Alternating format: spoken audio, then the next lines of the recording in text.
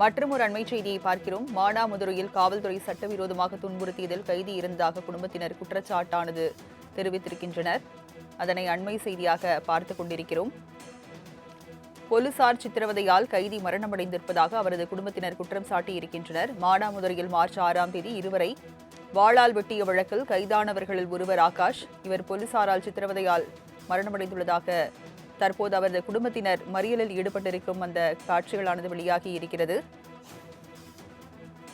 தப்பியோடும் போது பாலத்தில் இருந்து ஆகாஷ் கீழே குதித்ததில் அவருக்கு காயம் ஏற்பட்டதாக காவல்துறை தரப்பில் விளக்கமானது அளிக்கப்பட்டிருக்கிறது.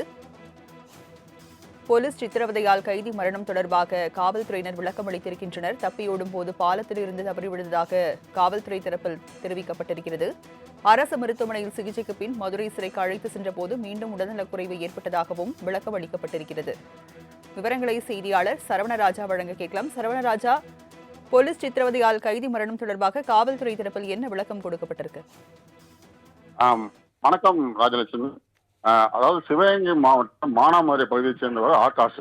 இவர் கடந்த 6ஆம் தேதி பாத்தீங்கன்னாக்கா இரவுல மது போதையில இருவரை வெட்டியதுல இவரை போலீசார் கைது செய்தனர். கைது செய்து இவரை மானாமதுரை அருகே உள்ள கீழப்பை என்கிற இடத்துல கூட்டிட்டு வரும்பொழுது அவர்களிடம் தப்பிக்கும் பொழுது பாலத்துல கீழே விழுந்து கால் முறிவு ஏற்பட்டது. இவருக்கு சிவகங்கை அரசு மருத்துவமனையில நேற்று முன்தினம் பார்த்தீங்கன்னாக்கா அவருக்கு சிகிச்சை அளிக்கப்பட்டு பின்னர் மதுரை மத்திய சிறையில் அடைக்க கொண்டு செல்லும் வழியில் அவருக்கு மூச்சு திணறல் ஏற்பட்டிருக்கு. அந்த மூச்சு திணறல் ஏற்பட்டதுனால மதுரை அரசு ராஜாஜி மருத்துவமனையில் சிகிச்சைக்காக சேர்க்கப்பட்டார். அங்கு சிகிச்சை பலனின்றி அவர் இறந்து விட்டார். இது காவல்துறையினருடைய நமக்கு கொடுக்கப்பட்ட தகவல். இது ஆனால் உறவினர்கள் பார்த்தீங்கன்னாக்கா சிவகங்கை மற்றும் மானாமதுரையில் அவர் உறவினர்கள் பார்த்தீங்கன்னாக்கா சாலை முறையில் ஈடுபட்டு வந்துட்டு இருக்காங்க. மதுரை ராமேஸ்வரம் தேசிய நெடுஞ்சாலையில கிட்டத்தட்ட 2 மணி நேரமாக சாலை மறியல் நடைபெற்று வந்துட்டு இருக்கு. அவர்களிடம் போலீசார்கள் பேச்சுவார்த்தை நடத்திட்டு இருக்காங்க. அவர் ஏதோ உடல்நிலை சரியில்லாம தான் இறந்தாரு. காவல்துறையில விசாரணையின் போது அவருக்கு எந்த ஒரு துன்புறுத்தலும் இல்லை.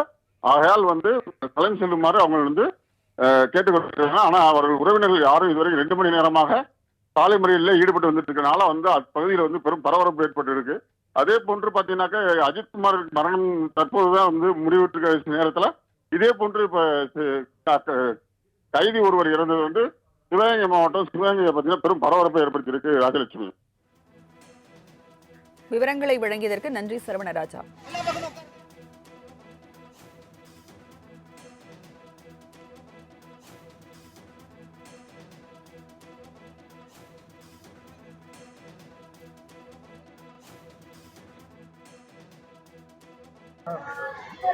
சிவகங்கை ஜிஹெச்ல உடம்பு வச்சிருந்தாங்க.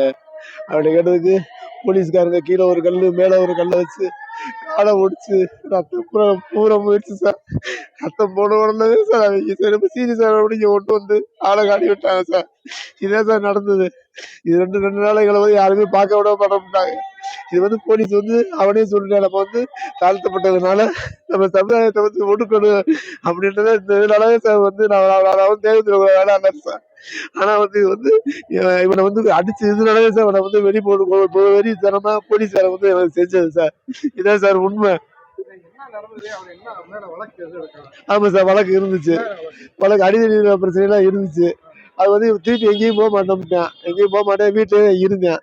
திருப்பி ஒரு சின்ன பிரச்சனை லைட்டு இடைக்காட்டூர்ல மாடாமல்ல நடந்துச்சு சார்.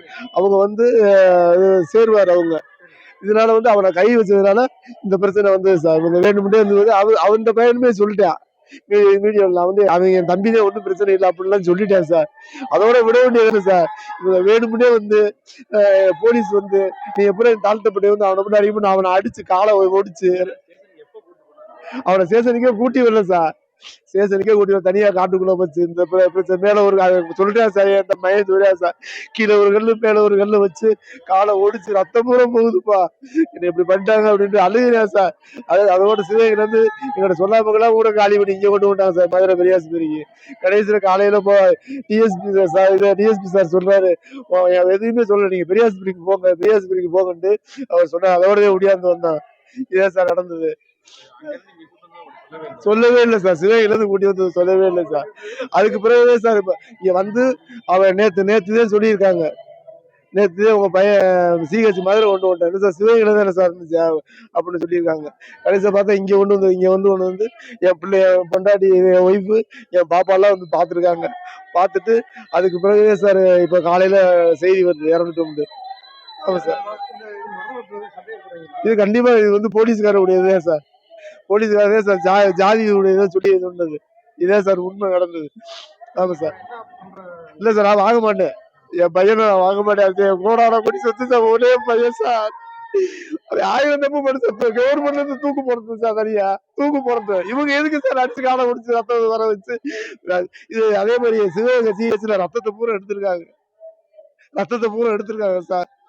ரத்தத்தை பூரா எடுத்து அது எனக்கு தெரிஞ்சவங்க வந்து சொல்றாங்க, உன் பையன் புள்ள அந்த காலில் உள்ள ரத்தத்தை பூரா எடுத்துக்கிட்டே இருக்கிறாங்க அப்படின்றாங்க. இதே சார் நடந்தது. நான் விட காலிலே காட்டவே மாட்டாங்க சார். இதை விடவே மாட்டேன் சார். நான் 26 வயசு sir. BSc computer science sir. இப்ப சும்மாதான் சார் இருக்கேன். என் பையன் நான் பிரியாணி கடை வச்சிருக்கேன். என் கடையில அப்பப்போ வந்து இருப்பான். அதோட இருக்கு sir. Manamadurai sir. Manamadurai Krishnarajapuram colony sir. ஆமா சார். இந்த காலனின்றதுனாலதான் சார் இவ்வளவு பிரச்சனையே வருது. போலீஸ்காரங்களே சார் அவளை வேணும்னே எல்லா வேலையுமே பண்ணது. அது நல்லா எனக்கு தெரியும் சார். அவனுமே வாக்குமூலம் கொடுத்துருக்கான். அவங்க அம்மாவை சொல்லியிருக்கான் சார். எனக்கு இன்னைக்கு காலில் வந்து இது கீழே ஒரு கல்லு மேல ஒரு கல்லை வச்சு காலை ஓடிச்சு. என்னை அதோட ஆஸ்பத்திரிக்கு கூட இங்க நடந்துச்சு, என்ன நடந்துச்சே தெரியல சார். அதெல்லாம் கிடையாது சார். இவங்க வந்து கட்டுக்கதை கட்டுறாங்க சார். எப்படி சார் ஒருத்தர் எப்படி சார் பாலத்துல இருந்து எப்படி சார் குதிப்பேன் சொல்லுங்க பாப்பா. பாலத்துல இருந்து எப்படி சார் குதிக்க முடியும்?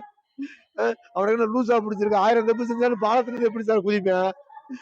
அவனே சொல்றாரு சார், கீழே ஒரு கல்லு என் காலு, அதுக்கடுத்து கீழே ஒரு கல்லு, அதுக்கு மேல ஒரு கல்லை வச்சு காலை ஒடிச்சிருக்காங்க சார். அது 1000 தப்பு கவர்மெண்ட்ல இருந்து தூக்கு போடுறது சார். தூக்கு தண்டனை கொடுக்கட்டும், மண்ணு தண்டனை கொடுக்கட்டும் சார். எதுக்கு சார்? விடவே மாட்டேன். நான் வந்து தேவேந்திர குல வேளாளர் ஒரே காரணத்துக்காக அவனை சொல்லியிருக்காங்க. விடவே மாட்டேன் நான். விடவே மாட்டேன் நான். இல்ல சார். இல்ல சார், நான் இருக்கேன். நான் வந்து தேவேந்திர குல வேளாளர்ல இருக்கேன். நான் விட மாட்டேன் நான். கட்சியில எதுவும் இல்ல சார். அவனை காட்டவே இல்லை சார். நான் பார்க்கவே இல்லை சார். என் ஒய்ஃபு என் மகளுமே சார் நேற்று போய் பார்த்துட்டு வந்தாங்க. பார்த்துட்டு வந்து அப்பயுமே ஒரு நம்ம மதுரை ஜிஹெச் அந்த அண்ணா பஸ் ஸ்டாண்டு கிட்ட